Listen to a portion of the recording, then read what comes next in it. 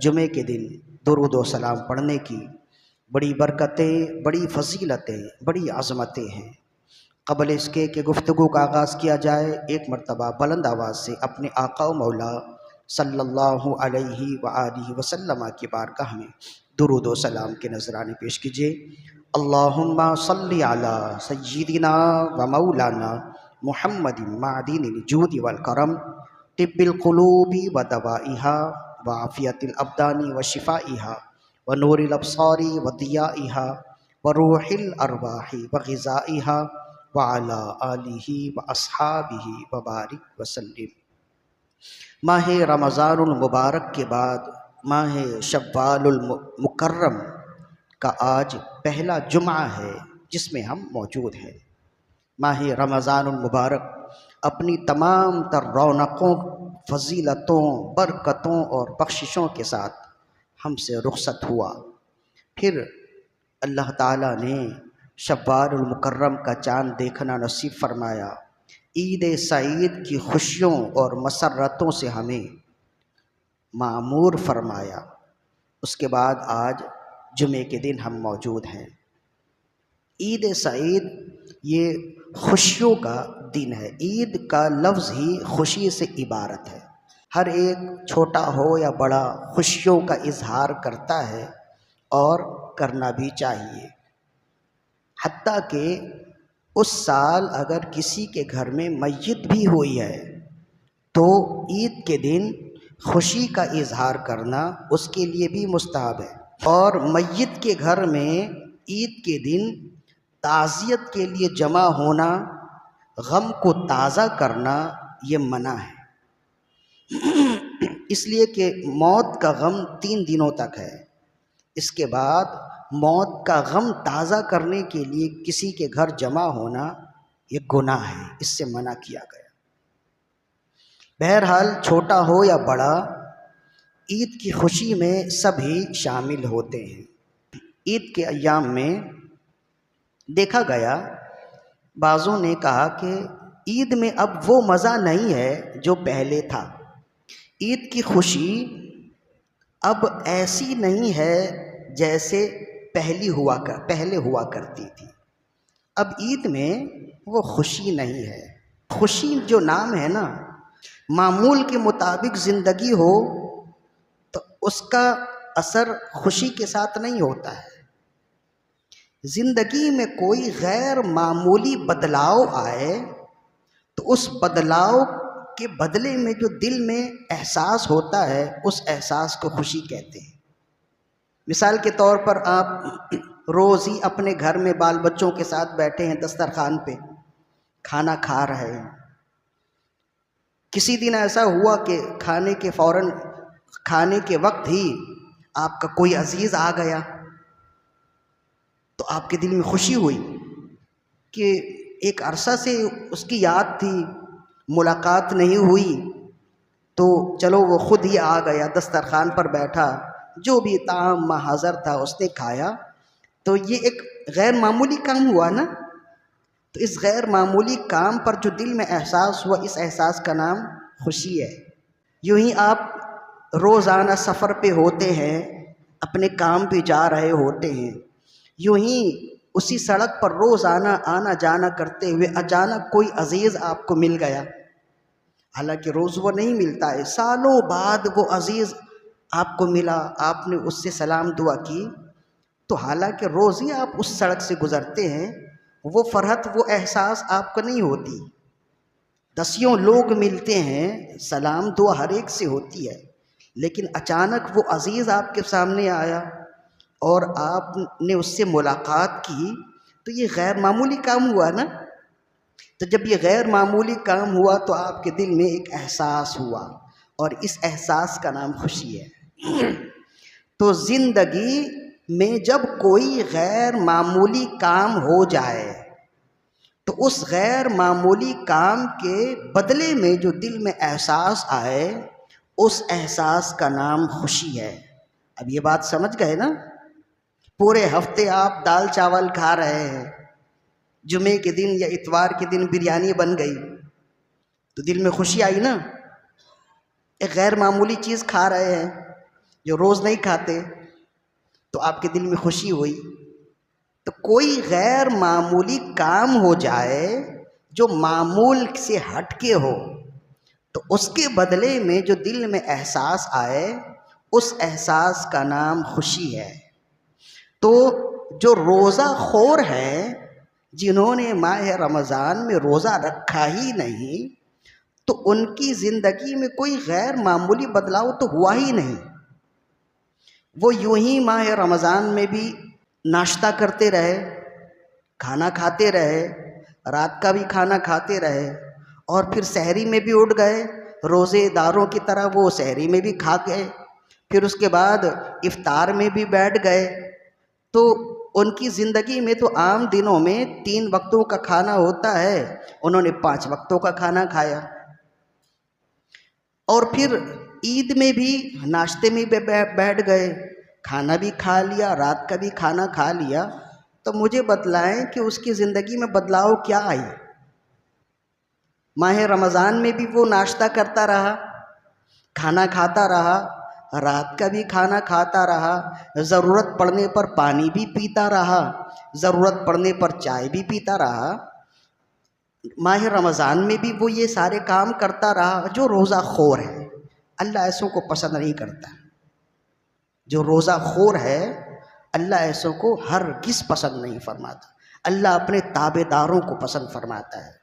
तो हमारे लिए भी है कि ऐसों से जो है ना, गुस्से का इजहार करें, ऐसों से नाराज़गी का इजहार करें। तो उनकी ज़िंदगी में तो ईद हो या रमज़ान हो, उन्होंने रमज़ान को भी आम ज़िंदगी के साथ ही बनाया और ईद भी मामूल के मुताबिक ही रही। तो फिर बताएं खुशी कैसे होगी। हाँ, जो रोज़ेदार है, जिसने पूरे महीने सुबह का नाश्ता नहीं किया, जिसने पूरे महीने नींद से उठने के बाद एक घूंट पानी नहीं पिया दिन में, जिसने पूरे महीने नींद से उठने के बाद सुबह के वक्त, हालांकि नींद से उठने के बाद चाय की तलब होती है, जो उस पूरे महीने नींद से उठने के बाद जिसने चाय नहीं पी, अब ईद के दिन जब वो सुबह के वक्त बैठता है, चाय पीता है, तो उसके दिल में खुशी होती है कि देखो पूरे 1 महीने के बाद मैं चाय पी रहा हूँ। जब वो दिन में एक घूंट पानी पीता है, उसके दिल में खुशी होती है कि देखो ये 11-12 बजे का वक्त है, रमज़ान में इस वक्त में प्यास भी लगती थी, लेकिन मैं पानी नहीं पीता था। अब अल्लाह की तौफीक से, अल्लाह के फजल करम से मैं इस इम्तिहान में कामयाब हो गया और फिर अल्लाह की इजाज़त हुई, तो अब मैं पानी पी रहा हूँ। तो ये एक घूंट पानी भी पीता है ना, तो ख़ुद ब खुद उसके दिल में खुशी उतरती है। फिर जब ईद के दिन ज़ोहर की नमाज़ पढ़ा कर आप पढ़ कर घर गए, दस्तरखान लगा है, अनवा अक़साम के खाने हैं और आप बैठे, कई तरह के लोग भी आए हुए हैं, भाई बहन भी हैं, वहाँ जब आप खाना खा रहे हैं तो आपके दिल में खुशी होगी, इसलिए कि पूरे 1 महीने के बाद आप दिन का खाना खा रहे हैं। तो खुशी जो है ना, वो गैर मामूली अमल के बाद होती है। तो जो कहते हैं ना कि ईद में खुशी नहीं है, तो ये समझ जाएं ये रोज़ा खोर है। जो रोज़ेदार होगा उसे खुशी लाजिम होगी। वो एक घूंट चाय भी पिएगा तो उसके दिल में खुशी आएगी। और जिसने माह रमज़ान भी मामूल के मुताबिक ही गुजारे, खाक उसके लिए ईद है। उसके लिए क्या ईद है? उसके लिए कोई ईद नहीं है। रोज़ेदारों की ईद होती है, रोज़ा खोरों की ईद नहीं होती है।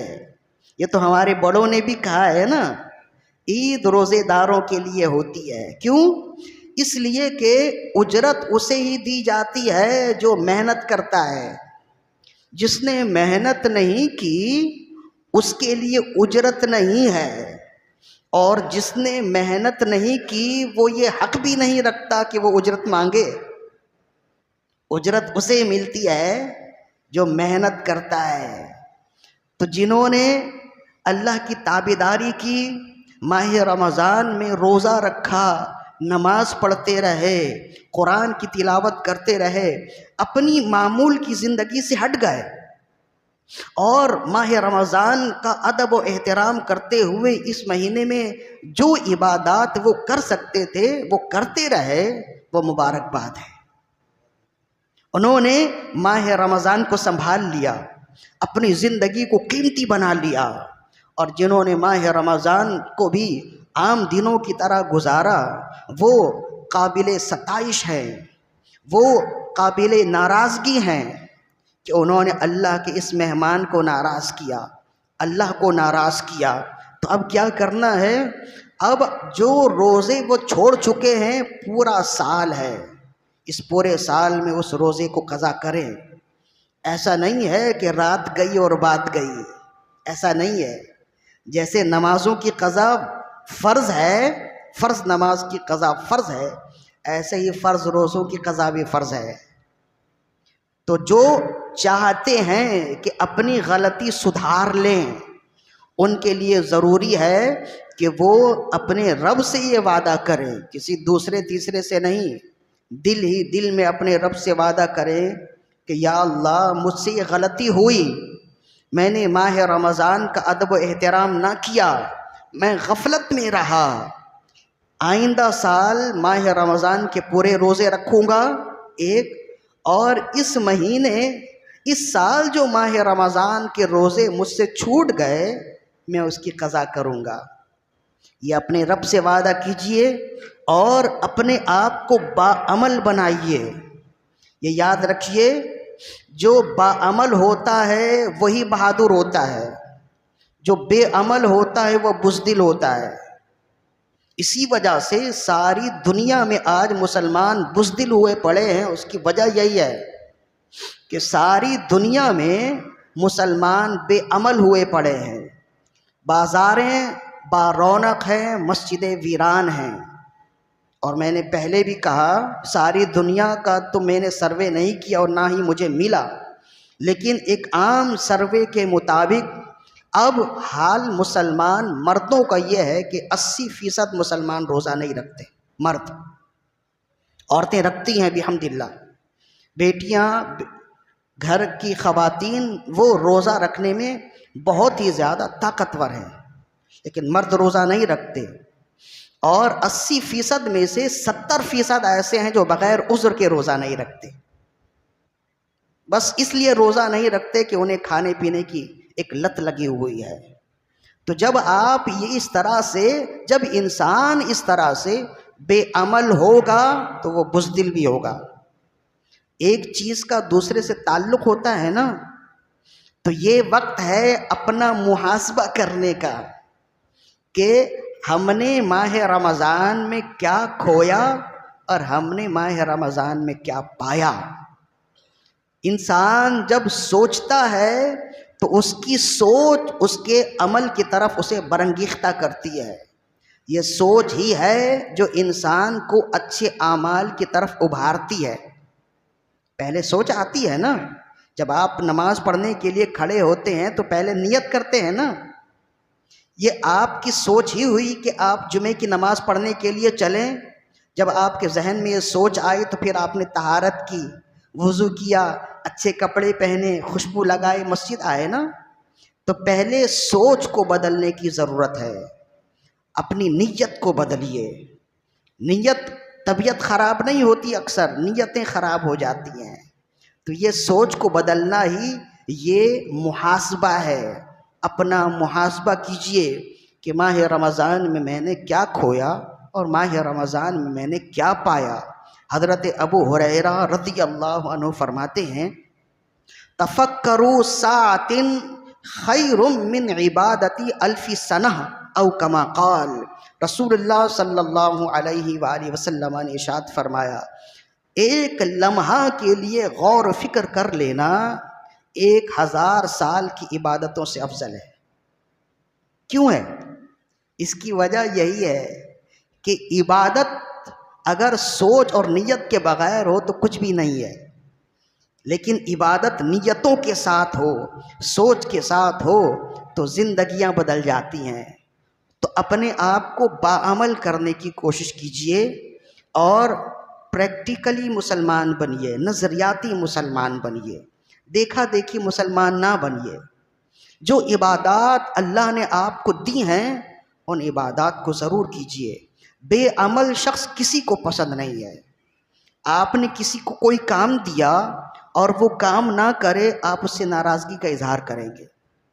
और अगर वो मज़दूर है, आपने उसे काम दिया, वो काम पूरा ना करे और शाम में मज़दूरी मांगे, तो आप नाराज़ भी होंगे, उसे डांटेंगे भी कि काम तो तुमने पूरा किया नहीं और फिर मज़दूरी मांग रहे हो। किस चीज़ की मज़दूरी दूं? तो जो मज़दूरी लेगा वो वही शख्स होगा जिसने काम पूरा किया है। तो ईद की खुशी अगर किसी के दिल में नहीं होती है ना, वो सोचे कि उसने कितने रोज़े छोड़े हैं, कितने रोज़े खाए हैं। अगर वो गैर मामूली होगा तो ईद की खुशी लाजिम होगी। लेकिन ईद को भी आम दिनों की तरह मामूल के मुताबिक जिसने गुजारा होगा उसे ईद की खुशी नहीं होगी। और इसी का नाम मुहासबा है। जब इंसान अपने आप में गौर फिक्र करता है तभी वो अपने आप को सुधारने के लिए आमादा होता है। जब गौर फिक्र करेगा नहीं तो आमादगी कैसे आएगी?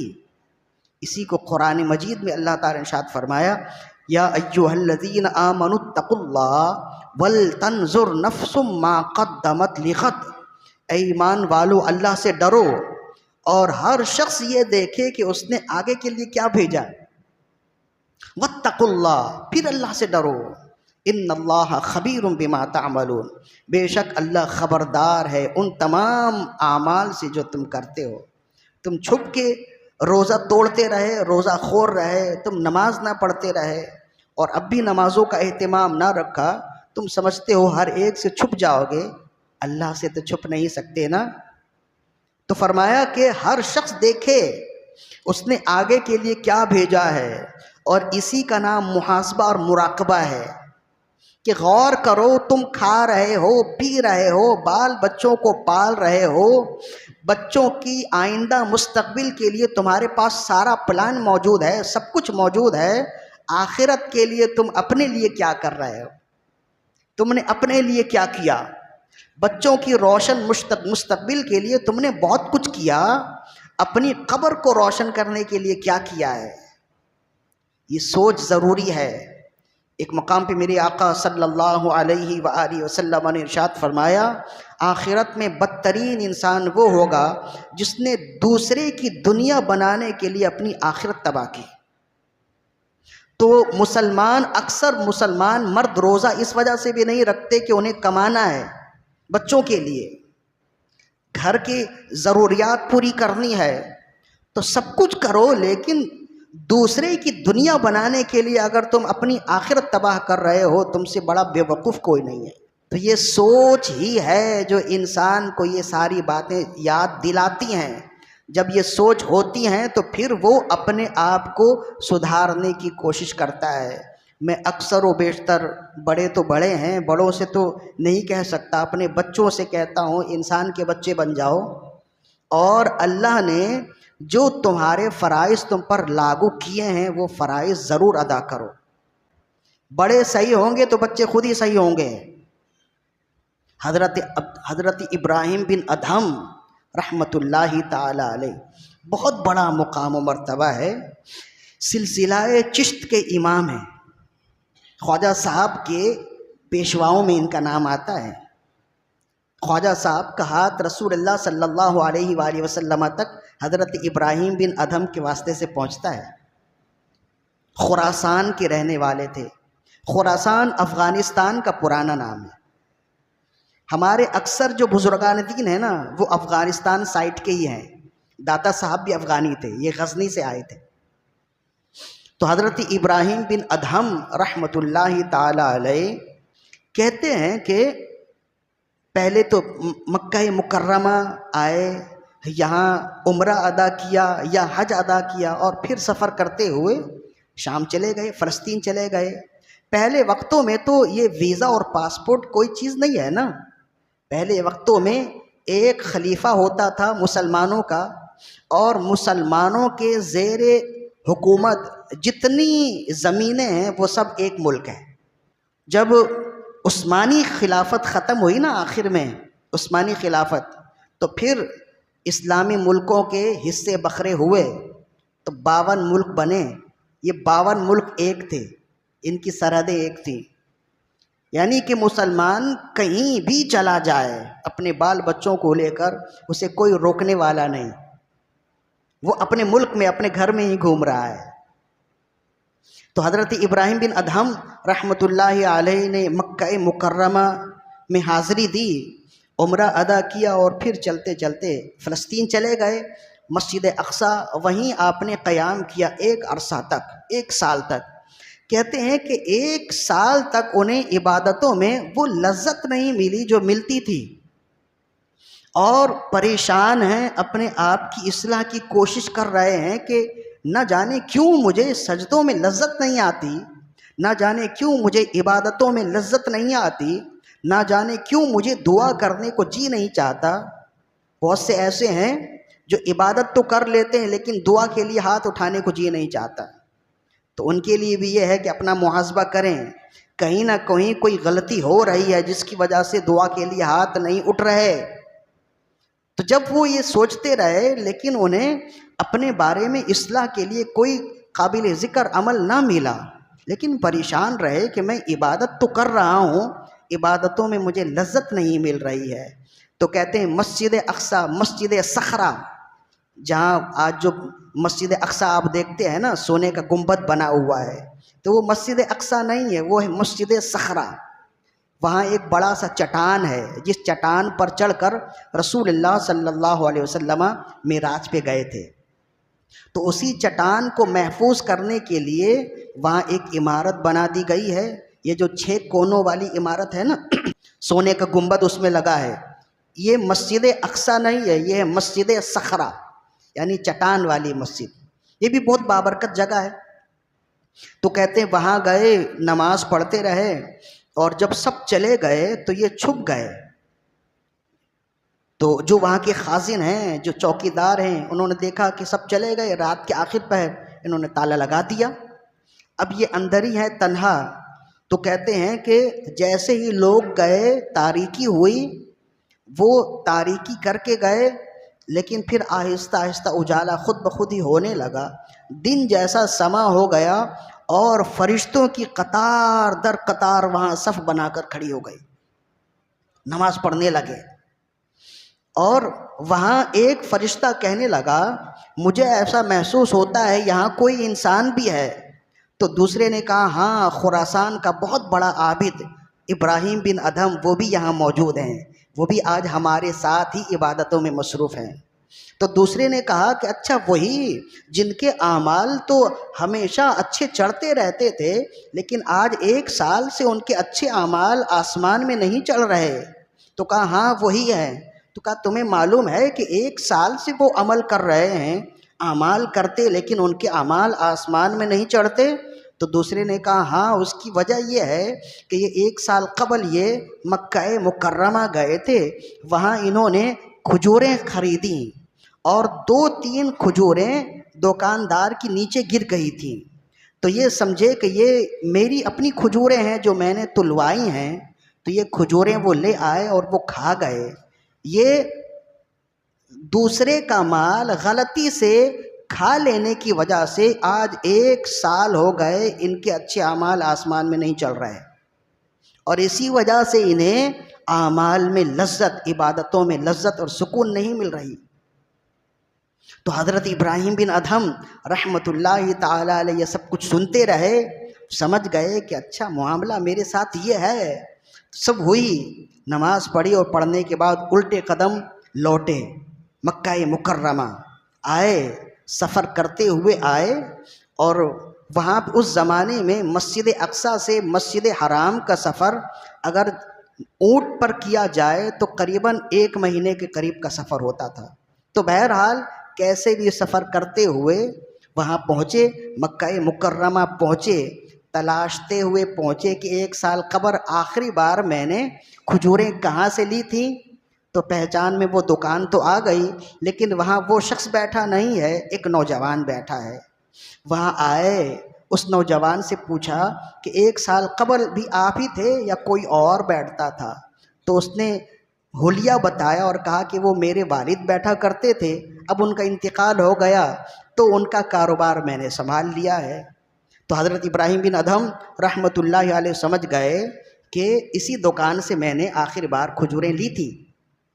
आपने उससे कहा कि मुझे आपसे एक काम है, और वो ये कि पिछले साल मैंने यहाँ से खजूरें तुलवाई थी और 2-3 खजूरें नीचे गिर गई थी। मैं ये समझा कि ये मेरी अपनी हैं, हालांकि वो आपकी थी, तो आप वो माफ़ कर दें, इसलिए कि 1 साल से उन खजूरों की वजह से मेरे आमाल में मुझे सुकून नहीं मिल रहा है, मुझे इबादतों में लज्जत नहीं आ रही है। तो वो बच्चा कहने लगा, देखें वालिद साहब अगर होते तो सारा सब कुछ उनका है, वो माफ़ कर देते, और माफ़ करने का उन्हें हक़ भी था। अब उनके बाद तो ये सारा सब कुछ विरासत में तकसीम हो गया।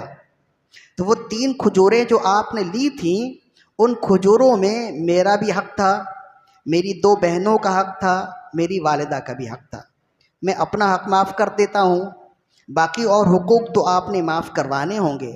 कहा तुम्हारी बहुत मेहरबानी होगी, अपनी वालिदा के पास भी ले चलो, बहनों के पास भी ले चलो, ताकि उनसे भी मैं माफ़ी मांग लूँ, ये हक़ माफ़ कर दूँ। भले मुझसे पैसे ले लो, लेकिन ये मुझे माफ़ कर दो। तो वो नौजवान अपनी वालिदा के पास लेकर गया, वहाँ आपने उनकी वालिदा से उनका हक़ माफ़ करवाया, इस नौजवान की 2 बहनों से अपना हक़ माफ़ करवाया, और फिर उल्टे कदम लौटे, फिर बैतुल मक़दिस आए, वहाँ रात क़याम किया। फिर फरिश्ते उतर रहे हैं और कह रहे हैं खुरासान का आबिद इब्राहिम बिन अदहम भी आज मौजूद है, आज 1 साल के बाद अब उसके अच्छे अमाल आसमान में चढ़ने लगे हैं। और इधर हज़रत इब्राहिम बिन अदहम रहमतुल्लाहि ताला अलैह को इबादतों में लज्जत आने लगी। बात कुछ समझ आ रही है? ये दौर बोलने का नहीं है, हम गुफ्तार के गाजी हैं, किरदार के गाजी बनिए, अपने आप को संभालिए, अपने आमाल की इस्लाह करने की कोशिश कीजिए। इस दौर में ये बहुत मुश्किल है, लेकिन नामुमकिन नहीं है। मस्जिदें भरी हुई थी तो भरी रखिए, नमाज़ों का एहतमाम रखिए, और जो रोज़े आप तोड़ चुके हैं वो रोज़े पूरे कीजिए। हमें जो नमाज़ों में मज़ा नहीं मिलता ना, उसकी एक वजह यह भी हो सकती है। गौर कीजिए, किसी का माल खाया होगा, इसी वजह से नमाज़ों में लज्जत नहीं आ रही, या रोज़ा रखने को जी नहीं चाहता। ऐसा हुआ ना, इनके साथ भी हुआ तो हमारे साथ भी हो सकता है। हो सकता है कि गलती से ही किसी का माल खा लिया होगा, किसी का हक खाया होगा, या गलती से कोई ऐसा काम कर दिया होगा जिसकी वजह से हमारी इबादतों से लज्जत चली गई। यही है मुहासबा, अपने आप का हिसाब लें। जैसे कि हदीस शरीफ में आया, हासबू क़ब्ल अन तुहासबू, अपना हिसाब खुद ले लो इससे पहले कि तुम्हारा हिसाब लिया जाए। जब आखिरत में हिसाब लिया जाएगा तो वो बहुत मुश्किल होगा, उससे कबल अपने आप का खुद ही हिसाब लीजिए। जब आप खुद अपना हिसाब लेंगे ना, तो आप खुद ही अपने आप को सज़ा भी दे लेंगे, और जो गलती हुई उस गलती को सुधारने की भी कोशिश करेंगे। जैसे हज़रत इब्राहिम बिन अदहम रहमतुल्लाहि अलैहि ने फ़कत 3 खजूरों के लिए मस्जिद अक़सा से बैतुल्लाह का सफ़र किया और अपनी गलती सुधारी, और जब गलती सुधारी तो उनकी ज़िंदगी में बदलाव आया ना। तो हमारी ज़िंदगियों में बदलाव इसी वजह से नहीं आ रहा कि हम अव्वल तो सोचते नहीं, और अगर सोच भी लें तो उस पर अमल नहीं करते। हाँ, बहुत ज़्यादा ऐसा हुआ तो नमाज़ों के लिए तो बहरहाल कोई आता नहीं है। हाँ, इसलिए ज़रूर आता है। एक मेरी अच्छी नौकरी लगी हुई थी, बड़ी अच्छी कमाई थी, अचानक क्या हो गया कि कमाई में कमी आ गई। तो इमाम साहब कुछ देख लीजिए, कोई तावीज़ दे दीजिए। मेरा कारोबार अच्छा चल रहा था, अब यह है कि कस्टमर आते नहीं हैं, अब ख़रीदार आते नहीं हैं। इमाम साहब ज़रा देख लीजिए, कुछ मेरे लिए, कुछ दुकान के लिए कोई तावीज़ दे दीजिए। तो ये एक अमल है, लेकिन बाकी तो आपने देखना है ना, आपने क्या घपला किया है, क्या हेरा फेरी किया है, क्या हराम खाया है। आपसे मतलब कोई ऐसा नहीं है, सब हैं। किसी का हराम खाया है, किसी का माल गबन किया है, कुछ हेरा फेरी की है, क्या किया है वो तो आप खुद जानते हैं ना। तो जब आप खुद जानते हैं तो आप खुद फैसला कीजिए कि आपको नमाजों में लज्जत क्यों नहीं मिल रही, क्यों और लोग रोज़ा रखने में कामयाब हो गए, आप क्यों कामयाब ना हुए। अपने आप को डांटिए कि इतना खूबसूरत महीना तुमने क्यों ज़ाया कर दिया। जब ऐसा करेंगे ना तो आइंदा के लिए इंशाअल्लाह आपकी ज़िंदगी अच्छे डगर पे आ जाएगी। कुल मिला के बात यह है कि अपने आप की इस्लाह ज़रूर कीजिए। जैसे मकानात की तामीर करते हैं ना, अपने अखलाक की तामीर ज़रूर कीजिए। बिखरी हुई कोई चीज़ अच्छी नहीं लगती है। आप कमरे में दाखिल हुए तो चीज़ें बिखरी हुई हैं, आप अहलिया को डांटेंगे ना। ऐसे ही बिखरी हुई ज़िंदगी भी अच्छी नहीं लगती है। अपनी ज़िंदगी को सुधारिए, एक डगर पे लाइए। जैसे नाश्ते के वक्त आपको नाश्ता चाहिए वरना आप गुस्सा करेंगे, खाने के वक्त खाना चाहिए वरना आप घर वालों पे बिगड़ेंगे। ऐसे ही अपनी ज़िंदगी में ये लाजिम कीजिए, नमाज के वक्त नमाज, कुरान के वक्त कुरान। जब रोज़े का अहकाम है तो रोज़ा रखें। जब आप इस तरह से अपनी ज़िंदगी को एक सही डगर पे लाएंगे, फिर देखिए आपकी ज़िंदगी भी रोशन हो जाएगी और आखिरत भी रोशन हो जाएगी। अल्लाह ताला से दुआ है कि हमारी आज की हाज़िरी अपनी बारगाह में कबूल व मकबूल फ़रमाए। वमा अलैना इल्लल बलागुल मुबीन।